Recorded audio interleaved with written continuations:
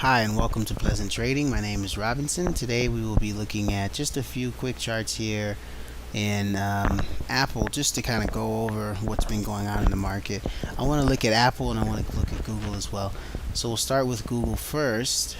On my charts here, I have four charts all next to each other, side by side. I like to look at all the time frames right next to each other. It just helps me to better trade throughout the day. So if we look at this here on Google, on a daily chart,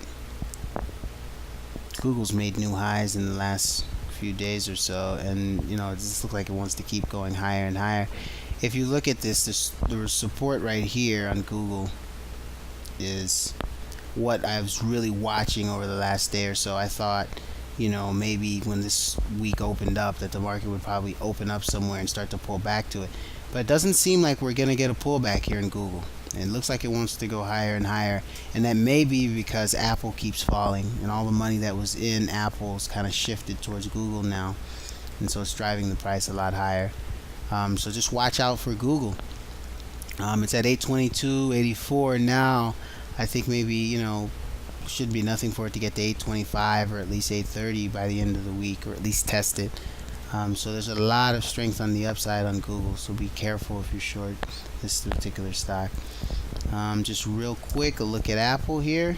I have a support. I'll go back to a daily chart just to make it a little easier. I had a support line throughout the day as I was looking at Apple trade.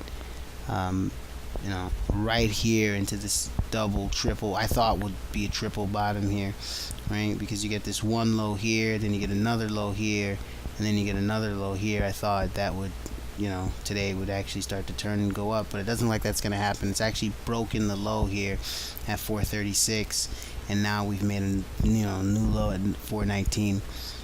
Apple needs to stay above 415 in order for it to be a safe trade. You should get into 415 and maybe do somewhat of a pullback. But if it breaks 415 with any real conviction over the next 2 or 3 days, this thing could possibly break 400. I mean, 415, 410, 405, 400 even. Those are the next forms of support on Apple. So just something to really, be careful of if you're long Apple. It's something you should probably really think about. It's going to go down for the next few days. Something to very, be mindful of, as your risk parameters may go up in that particular trade.